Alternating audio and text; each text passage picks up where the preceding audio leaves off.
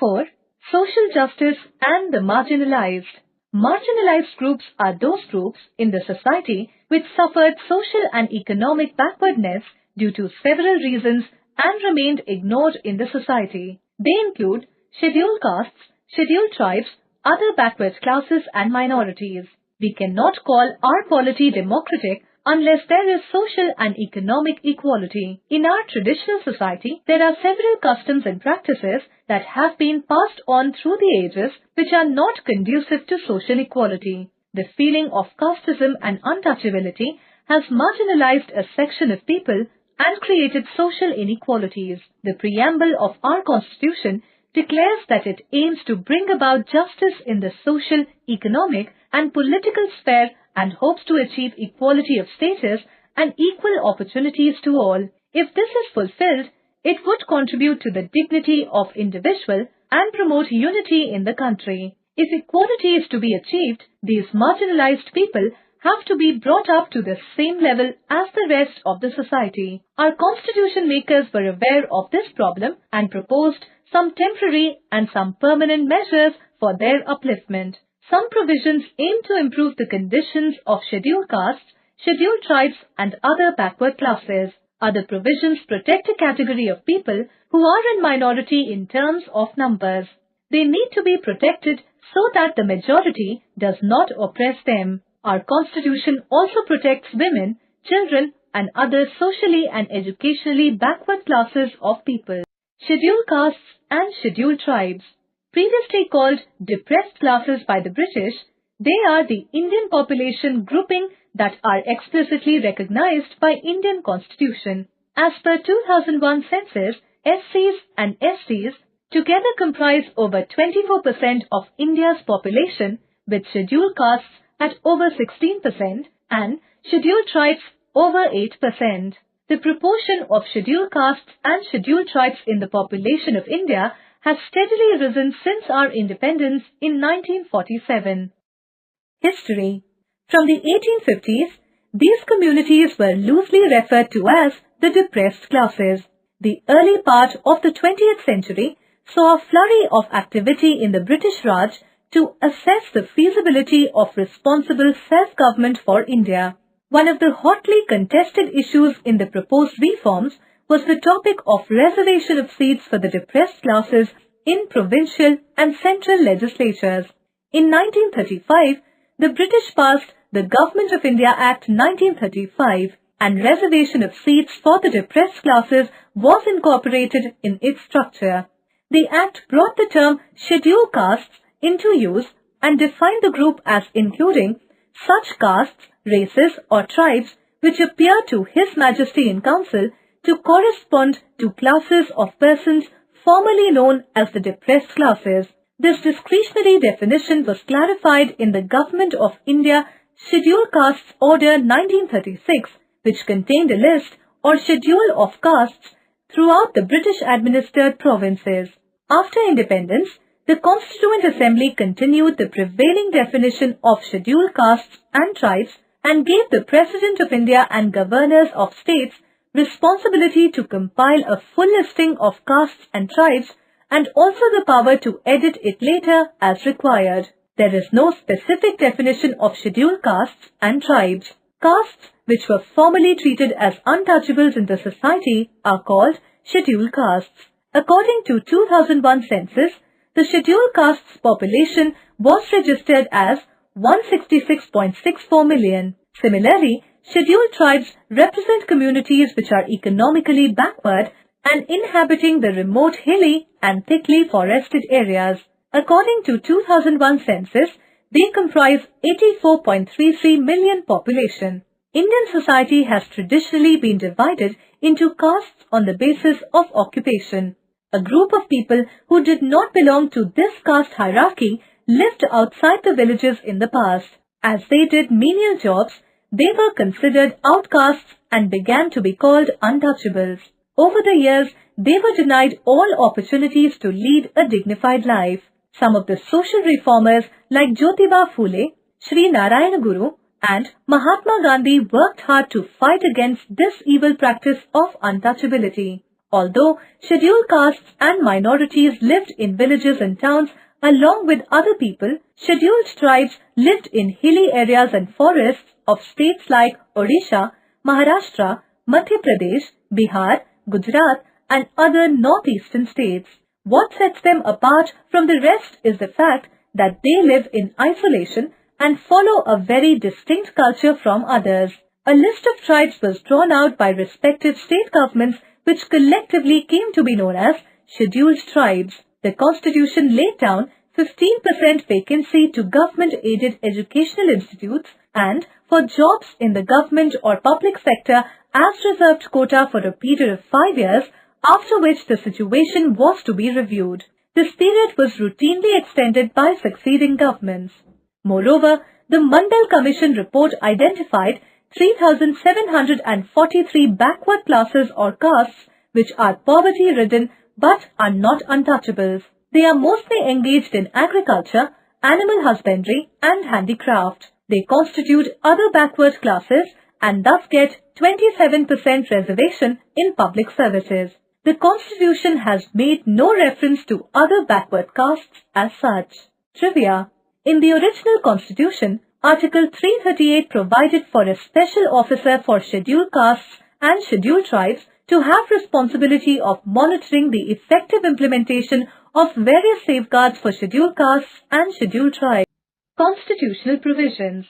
Some provisions have been made in our Constitution safeguarding the interests of such classes.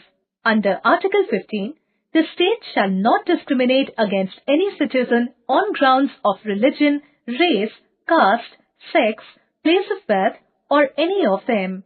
No citizen shall on ground only of religion, race, caste, sex, place of birth, or any of them be subject to any disability, liability, restriction, or condition with regard to access of shops, public restaurants, hotels, and places of public entertainment, or the use of wells, tanks, bathing ghats, roads, and places of public resort maintained wholly or partly out of state funds or dedicated to the use of general public. Their interests are safeguarded by providing them reservation in jobs. The 79th Amendment Act has reserved seats for them in Lok Sabha and state legislative assemblies. For safeguarding the interests of minorities, cultural and educational rights give minorities the freedom to preserve their language, script, and culture. They have the right to get education at the primary stage in their mother tongue. Educational institutions controlled by the state cannot discriminate against them at the time of giving admission. In granting aid to educational institutions, states cannot discriminate against any educational institution on the grounds that it is under the management of a minority, whether based on religion or language. In our country, a special body called National Commission for the Scheduled Castes and Scheduled Tribes has been constituted to look into all matters that relate to the measures that have been taken to protect the scheduled castes and scheduled tribes.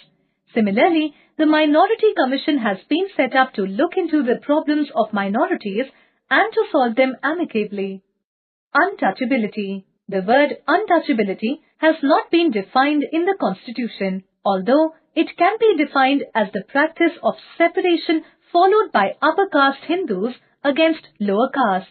People belonging to this section of society were barred from education, using the same wells for drawing water and sharing the same food. In fact, even the shadow of the low caste was considered polluting. The upper caste believed that they will have to do penance and cleanse the pollution by observing some rituals. In other words, they will have to clean themselves by taking a purificatory bath in a holy river. People separated the vessels used by the lower castes for the same reason. Untouchability has manifested itself in various ways.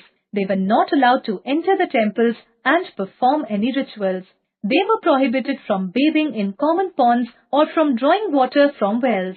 They were discriminated against in education and employment. They were offered food and tea in separate utensils. Moreover, they were forced to do menial jobs and unclean occupations. After independence, due to aforementioned constitutional provisions, members of the lower castes cannot be denied entry into any public institution. If people are found practicing untouchability, they could be punished by the Untouchability Offences Act 1955 and the Protection of Civil Rights Act 1955. It was essential because many such practices continue to flourish even today. As a result, caste rigidities have been reduced greatly. Nowadays, studying, traveling, working, dining, and even intercaste marriages have become common in all castes.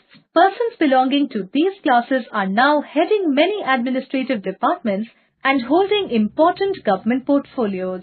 Trivia: the International Day of the World's Indigenous Peoples is celebrated on August 9 each year to promote and protect the rights of the world's indigenous population. Trivia: the 1950 National Constitution of India legally abolishes the practice of untouchability, and there are constitutional reservations in both educational institutions and public services for untouchables.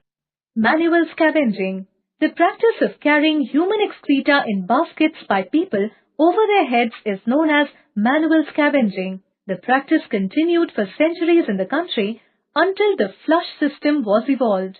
On 23 October 1993, the National Human Rights Commission issued a letter to various authorities on the issue of elimination of manual scavenging. The Commission expressed its concern about the humiliating practice whereby millions of people collected night soil manually to earn a living.